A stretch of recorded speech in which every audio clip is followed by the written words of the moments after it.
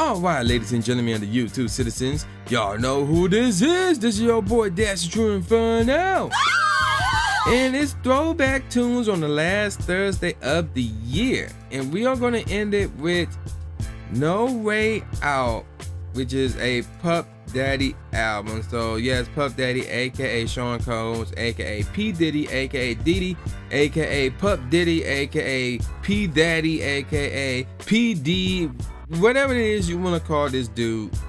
He got so many nicknames. So, but back then he was known as Puff Daddy. So that's what we're gonna roll with. And oh yeah, you can't forget about Puffy. But yeah, anywho, we're gonna roll with Puff Daddy because that's what he was known as back then. So, No Way Out is his, believe it or not, his debut studio album. So this joint came out July 1st, 1997. It was recorded from July 96 up to April 97. It was on the Bad Boy and Arista Records rather. So the producers involved was Sean Combs, aka Puff Daddy, don't get me started with the nicknames again, who was the executive producer. Christopher Wallace, y'all may know him as the notorious B.I.G, aka Biggie, who was also the executive producer. D-Dot, who was also the executive producer, and D-Dot is a member of the Hitmen. Speaking of which, the Hitmen was involved in this as well. Amongst those, Stevie J. Jordan, Juan Amen Ra Lawrence, Nasheem Merrick, Carlos 6 July Brody, Jeffrey J. Dub Walker, and Yogi. Those are all the members of the Hitmen. Also involved was Black Jeevers and Big Jazz. And let's see if there was anybody else. You know what? It's a long. Actually, no, that was it. That was it, basically. And did I say Rasheem Smith? I believe I did say Rasheem Smith. And actually, you know what? I did not say Rasheem Smith. So, yeah, there you go. Rasheem Smith. So, let me give you guys some background info before we move on with the actual tracks. So, here's the thing, though. If you look at the album cover, as you can see, it's called Puff Daddy and the Family No Way Out. So you probably wondering, but wait a minute, isn't this a Puff Daddy's debut studio album? Well, here we go. The label's official crediting as quote unquote the Family featured guest appearances from his label mates and other artists. The we already talked about the production and all that stuff. Now, this album contains generally introspective content based on the shooting death of the notorious B.I.G, who died from the shooting on March 9, 1997, which affected Sean Combs emotionally. The album content consists largely of aggressive lyrics, but also includes elements of positive emotion. And we talk about the Grammys and all that stuff in a second. So, a little bit more background info. So, speaking about the album's title, Puff said that because of Biggie's death, he had felt that there is no way out, quote unquote, of things that out of things the way we were. The album's lyrical content is filled with some of his emotions that he felt while mourning the loss of his close friend. In the song titled "Is This the End?" he raps about experiencing the drive-by shooting that happened in LA, which took Biggie's life. The album was originally called Puff Daddy and the Goodfellas. This slated to be titled Hell Up in Harlem. But following the death of Biggie, he decided to switch the album's title to No Way Out. As discussed in Unbelievable, the life, death, and aftermath of the notorious B.I.G. by Chio Hudari Cooker, the rate of the East Coast-West Coast rivalry and the accompanying threats had taken its toll on Combs, or Puff Daddy rather, and those around him. It was decided that they needed to get away and become focused on making hits. So, Puff Daddy brought producers Stephen J. Jordan, Derek D. Angeletti, how you pronounce that, Nasheem Merrick, and Ron Amen Ra Lawrence, as well as engineers Axel Nahars, how you pronounce that last name, and Tony Maserati, down to the Caribbean Sound Basin Studio in how you pronounce this? Basically in Trinidad rather. Along with everything that they needed to craft hits. In the book, Puff is quoted as saying, and I quote, "For the next 2 years, I want to have radio on lock. Call a girlfriend, wifey, or whatever, and let them know that you're not going to be around for a few weeks. We're going to get away from all this drama, put our heads together, and when we come back, we're coming back with hits," end quote. The material would later be used on No Way Out, Life After Death, and other Bad Boy albums from 97 to 99. So, let's look at the charts and things of that nature. So, this album, No Way Out, it made some charts. It really did. It made some charts. I had to say, this is probably his most successful album, charts-wise, that is. So, it was number 17 out in Australia. It was 9th on the Flanders charts, 24th in the Wallonia charts, in case you forgot, both of them are in Belgium. It was number 1 in Canada, number 6 in Dutch, 18th in French, 3rd in Greek, 12th in New Zealand, 8th in the UK album charts, and number 1 in the US Billboard Top 200 and the US Top R&B/hip hop albums. It was gold in the UK, and check this out, 7 times platinum in the US. So it got about 100,000 units out in UK and 7 million in the US, obviously. Now, it did make it to the Grammys. So check this out. Let me see if I can find it real quick. And I saw it too. Where is it? There it is. The album earned Puff Daddy 5 nominations at the 40th Grammy Awards in 1998, winning the Grammy Award for Best Rap Album. So, yeah, there you go with that. Now, also, there was more certifications that he got as well. He also got gold in the ARIA, which was, is that the British one? No, that's out in Australia. Okay, we already talked about the British one. It got gold also at the ILPI, there's 2 of them, SWE, but it got platinum at the ILPI SWI, so I believe one of them is Sweden, the other one is Switzerland. It got 6 times platinum based off of, the MC certification, which is out in Canada, and it got gold by the SNEP. I'm not even gonna try to pronounce what that stands for. So let's get on with the tracks now, finally. All right, so there's 17 tracks. Now here's the scenario. The first track is the intro, but there's another track called If I Should Die Tonight, which is, and then in parentheses, interlude. Now here's the thing with that one.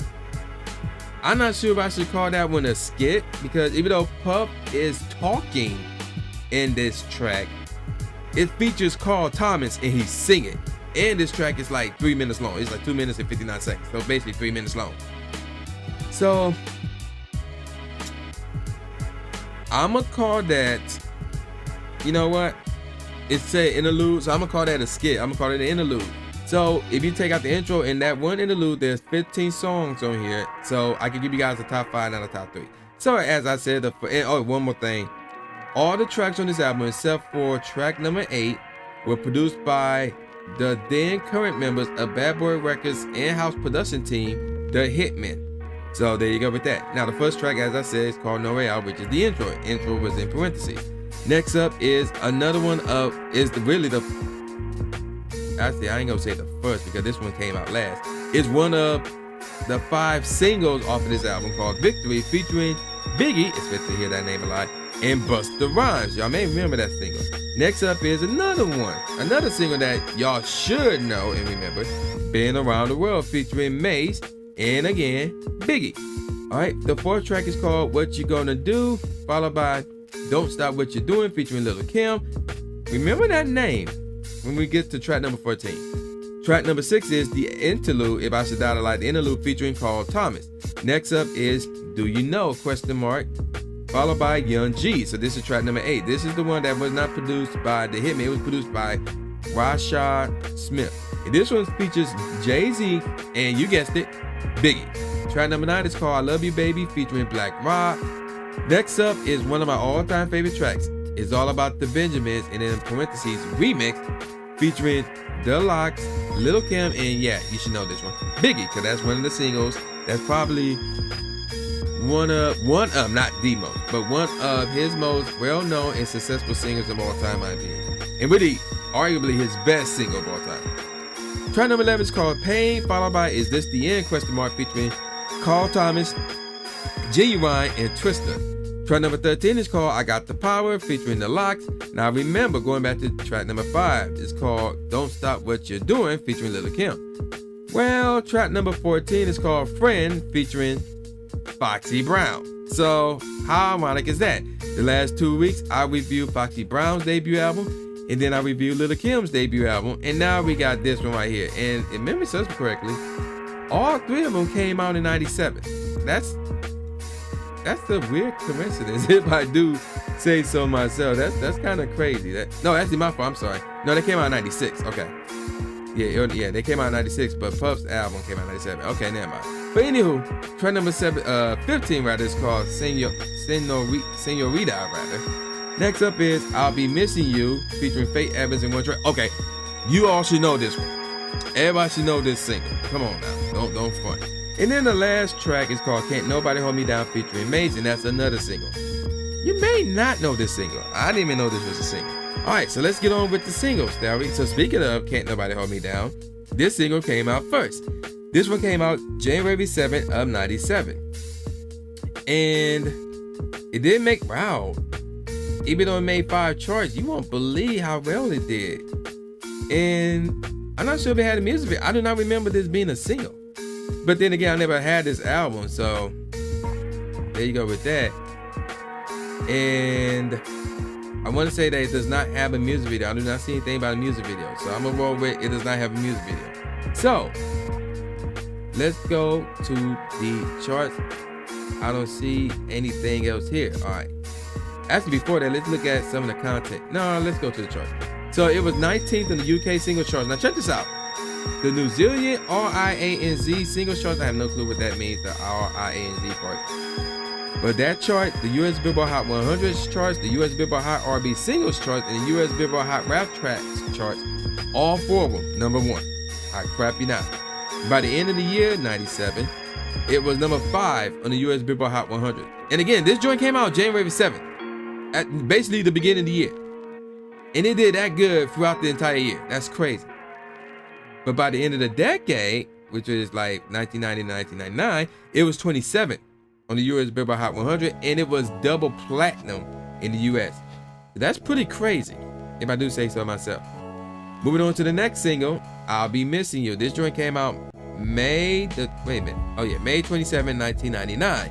So again, we all know this one. Let's look at the background info here. The song, which is a rap ballad, had already been completed before permission was granted to use the sample from the Police Every Breath You Take song. Also, Sting, who was the vocalist from the Police song, ultimately participated in a performance of I'll Be Missing You at the 1997 MTV Video Music Awards. Sting owns 100% of the publishing royalties. Wow, that's crazy right there. As well as using the melody and arrangement of Every Breath You Take. The singer also borrows the melody from the well-known American spiritual I'll Fly Away. There are several different versions of this song, one being an extended version, choir at the beginning, another without the choir and an instrumental version. In the extended version of the song, the choir is heard singing in the beginning of Adagios for Strings by Samuel Barber. Now, obviously, there was a music video for this one, and it took place at the passenger walkway tunnel between O'Hare International Airport Terminal 1, concourses B and C. Oh, gosh. Oh, wow. I'm looking at the charts. Okay, so let me give you the lowest positioning when this joint first dropped. The US Billboard Mainstream Top 40 was 11. That's the lowest on any of these charts. It was #3 on the Wanolia singles charts and the Finesse, the Finesse singles charts. It was #2 on the French charts. Now, everything else is #1. Australia, Austrian, the Flanders version, Canada, Danish, Dutch, this is the one, Euro charts Hot 100, German, Ireland, Italian, New Zealand, the New Zealand RIANZ single charts again, Norwegian, Romania, Spain, Sweden, Swiss, the UK single charts, the US Billboard Hot 100, the US Billboard Hot R&B/Hip Hop Songs, and the US Billboard Whitman Top 40. Yeah. So by the end of the year, 1997, and again, this came out May, but by the end of the year, it was 4th on the Australian singles charts, 2nd in the Austrian singles charts, 4th on the Flanders singles charts, 13th on the Wallonia singles charts, 36th out in Canada, number 1 in Dutch, 8th in French, 2nd in Germany and in New Zealand, number 1 in Romania, 2nd in Swiss, 3rd in the UK singles charts, and 3rd in the US Billboard Hot 100. By the end of the decade, it was 10th on the US Billboard Hot 100. And in 2009, wow, that's crazy, it was 22nd in the UK R&B charts. All-time charts. We tap in some major stuff here. It was 94th on the US Billboard Hot 100 and 99th out in Sweden. That's crazy. Now let's look at the certifications. Oh God. Okay. It was gold out in France. It was platinum out in Canada, in Norway, in Switzerland, double platinum in Australia, Austria, Netherlands, in Sweden, and the United Kingdom, and triple platinum in Germany and in the United States. I'm not even gonna mention the sales. That's just crazy. This song is probably his best song ever. It's tons of success and sales and recognition, things of that nature. Moving on. Now, this is my all-time Puff Daddy single. It's All About the Benjamins. So this joint came out June 30th, 1997. Now, you probably wondering, but wait a minute. If this is his debut album, why is the remix on here not the original? Well, there's a little bit of info behind that. The song debuted in 96 on DJ Clue's Holiday Hold Up mixtape. This version of the song only featured Puff Daddy and the rap act The Lox, excluding Styles P, despite the fact that he still appeared in the video. The song was later added to Puff's debut album No Way Out in a remix, which added 2 new verses, one by Kim and one by Biggie. Missy Elliott also provided the song with a chorus, which the original version lacked. This version of the song also omitted the word Hebrews out of Jadakiss's verse. However, the word was left in on the first pressing. Subsequent pressings removed the word. Additionally, when it was released on the Bad Boys Greatest Hits Volume 1 album, it retained the word. So I need to listen to that one, okay? This single made it to number 1 on the... Okay, I ain't gonna talk about the charts. And I ain't gonna talk about the samples. And in 2008, it was ranked number 32nd on VH1's 100 Greatest Songs of Hip Hop. Now, Puff also released a rock version of the song called It's All About the Benjamins, and in parentheses, Rock Remix. This collaboration, also known as Shot Caller Rock Remix and Rock Remix 1, features Tommy Stinson, Buzz Bubble, Rob Zombie, and Dave Grohl on the drums. This remix added guitar riffs and live drums, as well as a more in-your-face approach to the song's chorus. This version even had its own music video directed by Spike Jonze, how you pronounce that, J-O-N-Z-E, which was nominated for Best Video of the Year on MTV's Video Music Awards in 1998, which was won by Madonna with Ray of Life.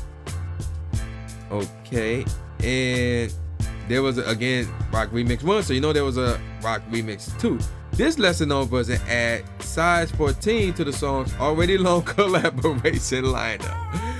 Oh, gosh, okay. Now let's look at the charts. Wow, okay, they're short. And obviously there was a music video for the original and the remix, not including the rock and obviously the rock remix. But moving on. It was 18th in the UK singles chart, 2nd in the US Billboard Hot 100, number 1 in the US Billboard Hot R&B/Hip Hop Singles and Tracks, and number 1 in the US Billboard Hot Rap Singles. And that mentioned, it came out June 30th, 1997. I think I failed to mention that. I don't remember. But anywho, let's move on to the next single, which is called Been Around the World. Again, y'all should know this one. So this joint came out August 12th, 1997 in the US, but out in the UK, it came out October the 20th, that same year. Now, there was a music video for this song as well, which was directed by Paul Hunter. It features Mace and Puff Daddy as spies. The video includes appearances by Vivica Fox, Quincy Jones, rest in peace, Wyclef Jean, and Jennifer Lopez. And there was a remix for this song as well, featuring Mace and Carl Thomas. Now, as far as the charts, it was number 2 on the US Billboard Hot 100, number 1 on the US Billboard Hot Rap Tracks, 7 on the US Billboard Hot R&B/Hip Hop Songs, and 20th in the UK singles charts. By the end of the year, it was 19th on the US Billboard Hot 100 charts, and it was platinum out in New Zealand and in the US. Now, the last single, the 5th and final single, is called Victory. which features Biggie and Busta Rhymes. And this joint came out March the 17th, 1998. And in this case, Busta Rhymes only did the chorus, unfortunately. And this song featured the very last verses recorded by Biggie before his 1997 death, as these verses were recorded a day before his shooting. And this song was also in NBA 2K13 as well. And it was also in the is in the soundtrack of NBA 2K18. Now there's a music video involved in this as well. And let me explain something to you guys about this music video. This music video cost $2.7 million, and it is listed as one of the most expensive music videos ever made. I crap you not. Now, let's look at the chart. Oh, okay, this is really simple. By the end of the year, it was 19th on the US Billboard Hot 100. That's it. And it was gold. It was certified gold. Now, with all that out the way, let's get on with my favorite track from Worst to First. I'm gonna exclude If I Should Die Tonight because I felt that that's a skit. So with that out the way, Do You Know is his worst song off this album. The beat was okay. I did not like Puff's rhyme pattern. It sounded a bit more like he's a novice. Like, I didn't really like it.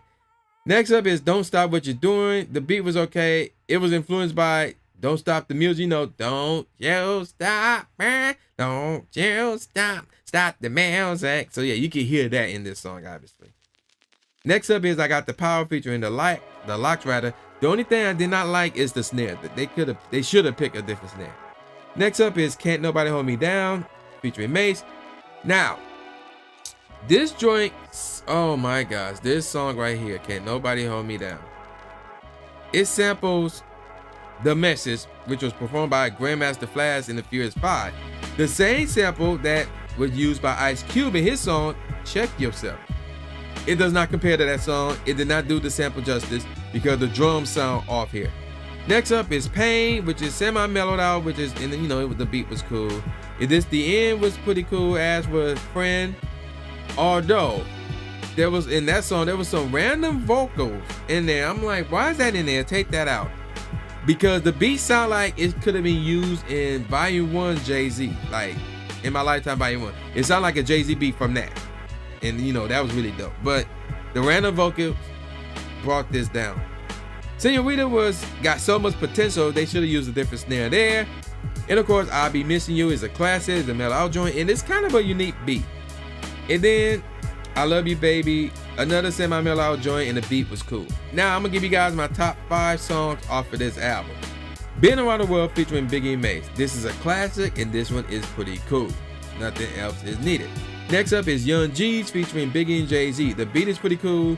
I really like the snare, and lyrically it's dope, really because of Jay-Z and Biggie. That's the only reason why it's lyrically dope. The best track off this album is What You Gonna Do. The beat is smooth. They should have used a different snare. Although the snare that they used wasn't bad, but it could have been better. Next up is Victory featuring Biggie and Busta Rhymes. This is a forgotten classic, and the beat is really, really dope, man. I really, really like this song right here, man. And of course, it's all about the Benjamins remix, obviously featuring the Locks with Lil Kim and the Notorious B.I.G. This is one of my all-time favorite songs right here. And let me explain to you guys something real quick. I actually got this single. When I first started getting CDs, and I got my first CD player. It was When Disaster Strike by Busta Rhymes, If I Could Teach the World single by Bone Thugs-n-Harmony, and It's All About the Benjamins, that single by Puff Daddy and the Family. Those were the first 3 CDs that I ever got. So this one holds some sentimental value right here, man. So it's all about the invite free so because this song is dope. It's All About the Benjamins, the best song off of this album. Now, let me give you guys some professional ratings. All Music gave it 4 out of 5 stars. Entertainment Weekly gave it a C+. Pitchfork Media gave it a 7.8 out of 10. And Robert Christgau gave it 2 stars. I don't know, that's 2 out of 3, 2 out of 4, 2 out of 5. I'ma just say 2 stars. And they called it an honorable mention. So what do I think about this album? Well, it got a lot of classics. It's All About the Benjamins, Victory, Been Around the World, I'll Be Missing You. Those are classics, and apparently Can't Nobody Hold Me Down is a class as well, according to the charts back then. But I also like What You Gonna Do and obviously Young G. I'm gonna have to get this album. Oh wow, there's more good than bad here. Like there's some bad here. Don't get it twisted. There's some bad here, but there's some good. In the good, I'll rate the bad. So I'm gonna have to give it a 4 out of 5. I recommend you download it and keep it. So yeah, that's where I'm at. 4 out of 5. You download it and you keep it. So with that out the way, man, y'all know who this is. This is your boy, the new Jay Gatsby, aka the new Stephen A. Smith, saying peace out, y'all, and I'll see y'all next time. Yeah.